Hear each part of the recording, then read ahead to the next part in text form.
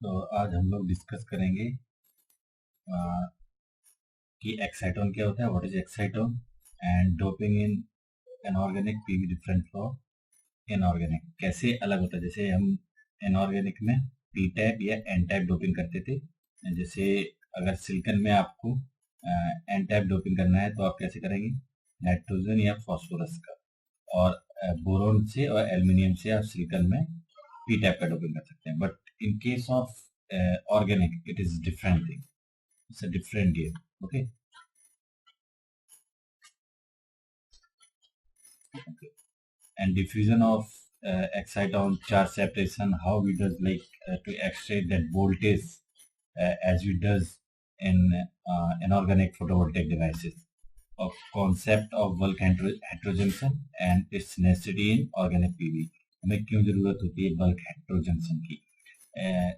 What is bulk heterojunction? It's like in inorganic photovoltaics क्या होता है कि P type N type layer अलग अलग होती है, ठीक है। But in case of inorganic it is mix junction, कि कहीं भी पी टाइप होगा कहीं भी एन टाइप होगा, तो इससे bulk heterojunction kind of thing. But ऐसा क्यों होता है, क्यों इसका जरूरत है, और without bulk heterojunction can we have good efficiency in organic photovoltaics, ये सब हम लोग देखेंगे। So concept of exciton inorganic semiconductor में क्या होता है, the we call it electron hole pair. Why we are not saying exciton? Because exciton का एक डेफिनेशन जो लेके चलते हैं वो होता है कि the force between two charges, so they are treated as one particle, electron hole one particle treat किया जाता है when we are saying it's exciton. But in case of electron hole pair it's a pair, but it is not we have not considered as a one particle. Electron is a separate quantity and hole is a separate as well. तो inorganic में क्या होता है, the difference the force coulombic attraction between electron and hole is very weak, ठीक है, very weak, और इतना ज्यादा फोर्स नहीं होता, very less force. Coulombic force क्या होता है, Q1 into Q2 upon 4 pi epsilon naught into R square. Why it is very less? Uh, because binding energy is very less for inorganic electron and hole. The reason is like जैसे आपको मालूम है ये epsilon, when we are saying 4 pi epsilon, epsilon is dielectric permittivity which is equal to epsilon into epsilon r. Epsilon r is like relative permittivity, epsilon naught is free space permittivity, ठीक है। तो जो epsilon r है in case of inorganic it is around 13, ठीक है।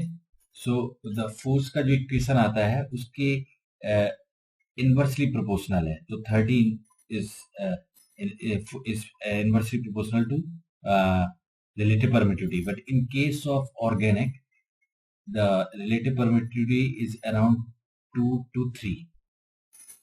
Okay, so the force is very large in between electron and hole in case of organic materials, ठीक है।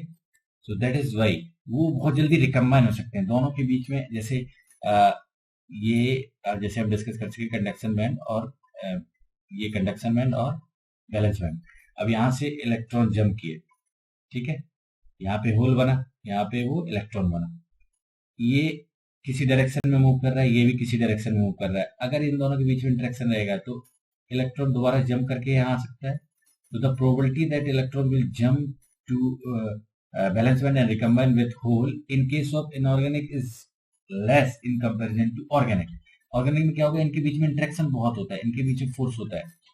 तो अगर ये इनऑर्गेनिक के केस में क्या होगा, ट्रेवल करेंगे 160 nanometre to 200 nanometre without interaction, उसके बाद वो विदाउट रिकम्बिनेशन।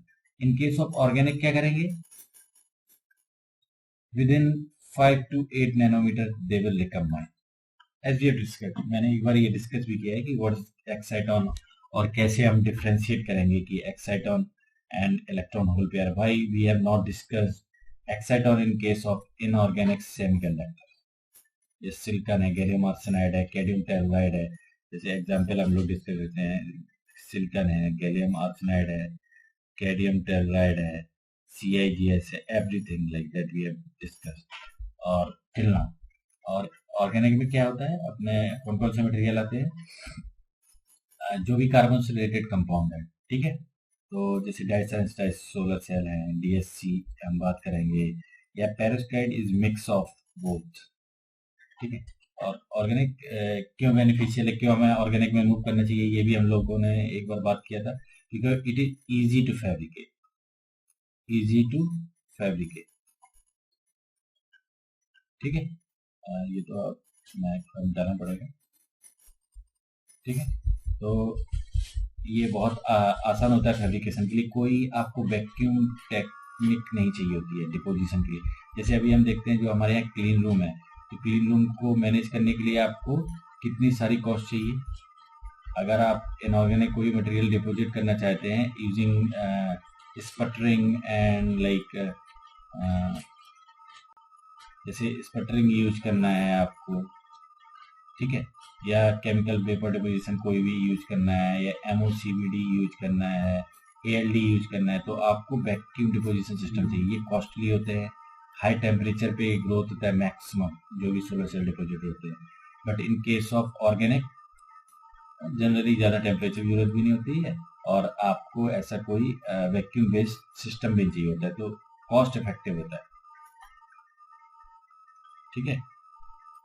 और दूसरा कौन क्या बेनिफिट है, हम लोग सोच सकते हैं, आप लोग सोच सकते हैं, जब तक मैं ये रेज कर रहा हूँ। दूसरा बेनिफिट है, सबसे बड़ा बेनिफिट जो मुझे लगता है, सबसे बड़ा बेनिफिट दूसरा है कि आप रोल टू रोल डिपोजिशन कर सकते हैं। जैसे फ्लेक्सिबल मटेरियल का डिपोजिशन करना है आपको, वो इसके थ्रू कर सकते हैं, flexible deposition, flexible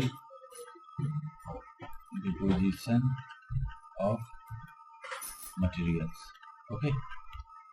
So that is all, like why we want to move towards like organic material, okay.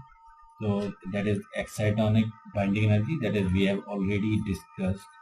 ये आप लोग इस फॉर्मूले को चेक कर सकते हैं, it will be beneficial to all। Doping in organic photovoltaics, तो ऑर्गेनिक में जैसे कि इनऑर्गेनिक में क्या कॉन्सेप्ट होता है, इनऑर्गेनिक के केस में क्या होता है, conduction band and valence band, और ऑर्गेनिक के केस में क्या होता है,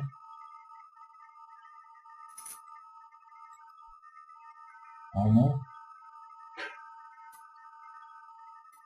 होमो और LUMO, higher occupied molecular orbit, it's same like valence band, और it is lower unoccupied molecular orbit, it's like conduction band. जैसे कंडक्शन बैंड क्या होता है, कंडक्शन बैंड मिनिमा होता है, ये बैलेंस बैंड मैक्सिमम होता है, सेम उसकी तरह है कि यहाँ पे सभी इलेक्ट्रॉन फैल रहते हैं, सेम कॉन्सेप्ट है, but because of molecular interaction हम इनको अलग अलग नाम देते हैं, होमो और LUMO, that differ from like inorganic material.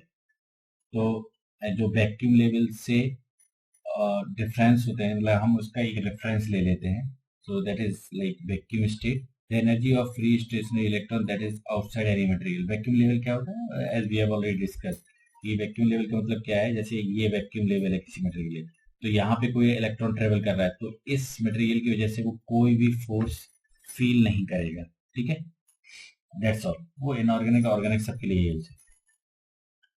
तो इलेक्ट्रॉन डोनर कौन से होंगे, डोपिंग कैसे करेंगे, इसमें डोपिंग वैसे नहीं होती जैसे कि ऑर्गेनिक इनऑर्गेनिक मटेरियल में होती है। ऑर्गेनिक में डोपिंग होती है, खाली आपको बेंडिंग देखनी होती है कि कौन से मटेरियल का बेंड किधर है, किसका कंडक्शन बेंड ऊपर है, किसका नीचे है, तो ये इलेक्ट्रॉन इसे दे देगा, हम इलेक्ट्रॉन होल पेयर सेपरेट कर पाएंगे, जैसे कि इनऑर्गेनिक में भी होता है, बट उसमें डोप्ड ऑलरेडी होता है।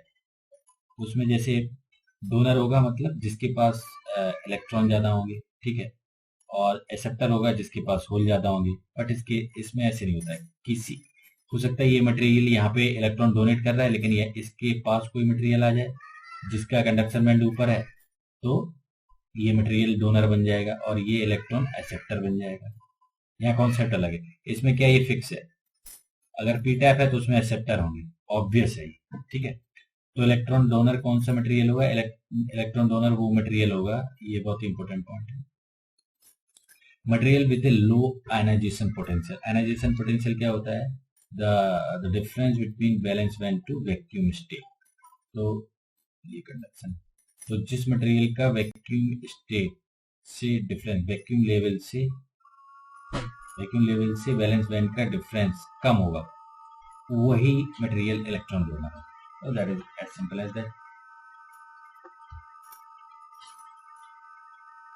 एक्सेप्टर क्या होगा, electron material with high electron affinity. तो इलेक्ट्रॉन एफिनिटी क्या होती है, सेम जैसे इसमें लूमो ओमो लेते हैं, लेकिन हम ईसी और ईबीवी लेके डिस्कस पूरा कर सकते हैं।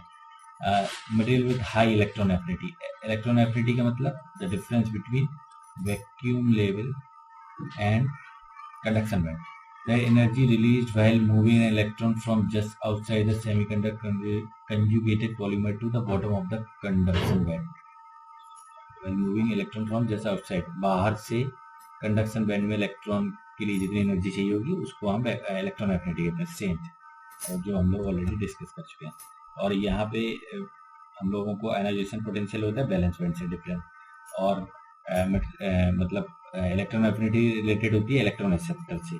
तो material with high electron affinity, जैसे ये वैक्यूम लेवल, ठीक है, एक ये मटेरियल है, एक ये मटेरियल है, तो कौन सा मटेरियल एक्सेप्टर होगा बताइए,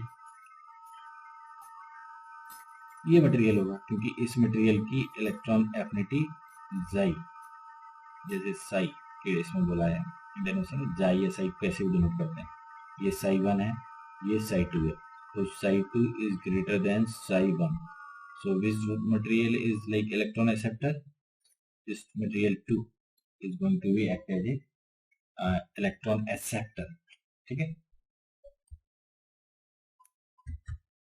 तो आप समझ के एक बार ये हम लोग समझ चुके हैं, इलेक्ट्रॉन एक्सेप्टर समझ चुके हैं, और इलेक्ट्रॉन डोनर, इलेक्ट्रॉन डोनर को एक बार और अगर आप लोग समझना चाहें समझ सकते हैं, material with low ionisation potential, जैसे कि ये वैक्यूम लेवल है, ठीक है, और एक मटेरियल का बैलेंस बैंड ये है, एक मटेरियल का बैलेंस बैंड ये है, ठीक है। तो ionisation, material with low ionisation potential, तो इसका कम आयनाइजेशन पोटेंशियल है, तो this material will act as a electron donor, okay.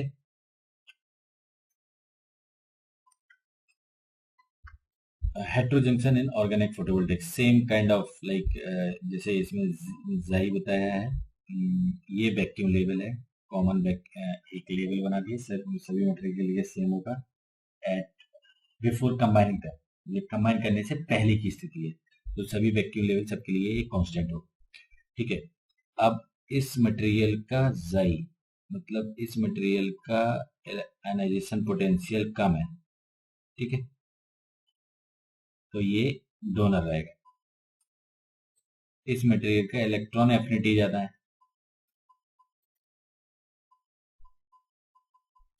ठीक है, इसका इलेक्ट्रॉन एफिनिटी ज्यादा है, तो अगर इसका इलेक्ट्रॉन एफिनिटी ज्यादा है तो ये इलेक्ट्रॉन एक्सेप्टर रहेगा, बस काम बन गया, यहाँ से इलेक्ट्रॉन ये डोनेट करेगा, ये इलेक्ट्रॉन को ले लेगा, that is what we want, कि जब इलेक्ट्रॉन होल पेयर, जैसे लाइट गिरे, यहाँ से सनलाइट फॉल कर रही है,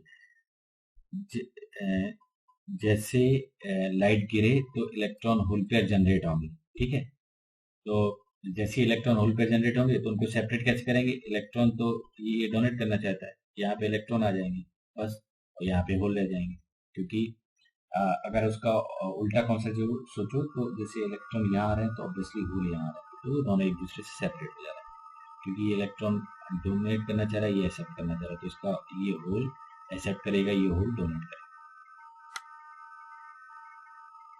टिपिकल एनर्जी बैंड डायग्राम वही जो हम लोग डिस्कस कर चुके हैं, the vacuum level is like constant, ionisation potential define कर दिया, इलेक्ट्रॉन एफिनिटी कर दिया, दोनों के बीच में जो डिफरेंस है उसको डेल्टा जी कह दिया, ये बैंड गैप है, सॉरी ये बैंड गैप है,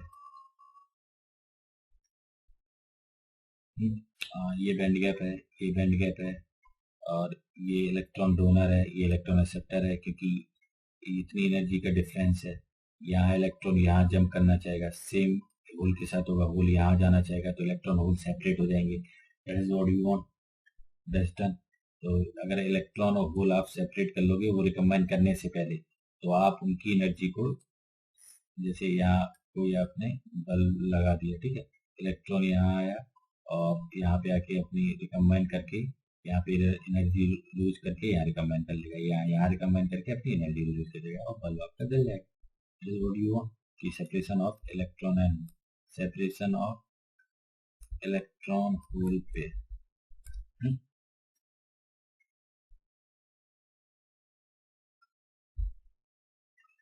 अब हम लोग कैसे मतलब मतलब इनको अलग करेंगे, क्यों हमें बल्क हेटेरोजंक्शन चाहिए, ये हम अगली क्लास में डिस्कस करेंगे। Thank you.